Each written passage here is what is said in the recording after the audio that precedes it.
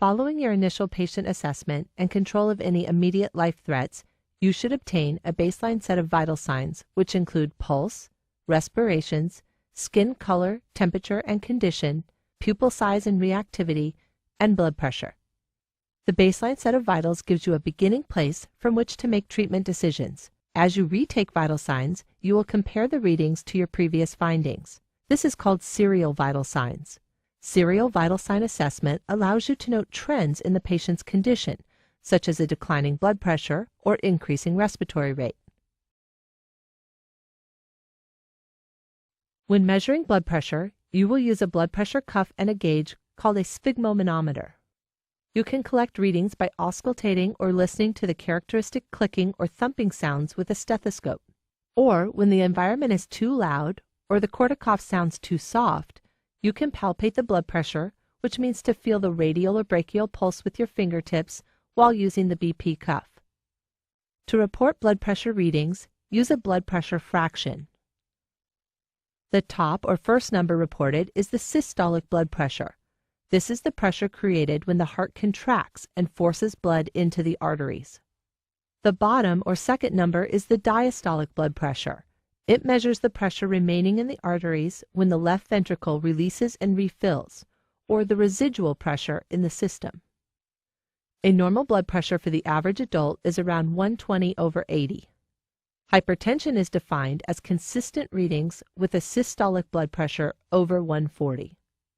Low blood pressure, or hypotension, is usually considered a systolic blood pressure below 90 millimeters of mercury. Begin the blood pressure measurement by removing or rolling clothing to expose the bare skin of the arm. Be sure that the sleeves, when rolled, do not occlude the arteries of the arm, preventing blood flow. If the shirt is that tight, remove the arm from the sleeve. Select the appropriate size BP cuff. The cuff should measure 2/3 of the length of the upper arm, from elbow to shoulder. Additionally, it should be long enough to fasten the Velcro securely when the cuff is placed circumferentially around the arm.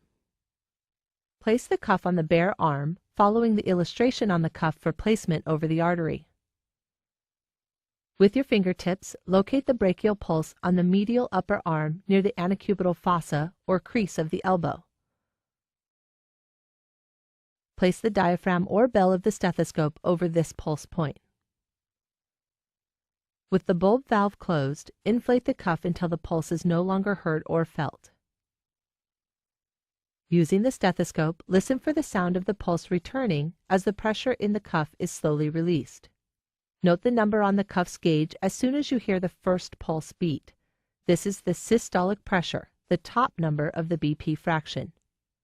Continue to deflate the cuff, this time listening for the point at which the beats fade. Again, note the number indicated on the gauge. This is the diastolic blood pressure, the BP fraction's bottom number. Since you now have both your diastolic and systolic measurements, let the cuff deflate rapidly. Record the measurements and the time.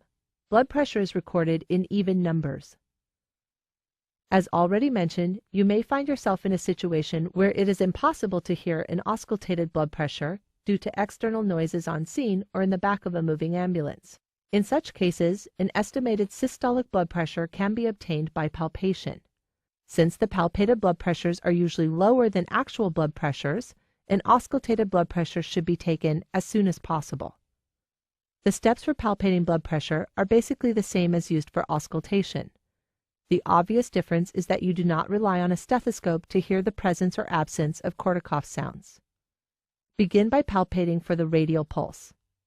Inflate the cuff until the radial pulse disappears. Then slowly release air from the cuff until the pulse reappears. At that point, check the gauge for the systolic blood pressure. Report your findings as the systolic blood pressure over P for palpation, as well as the time of the reading.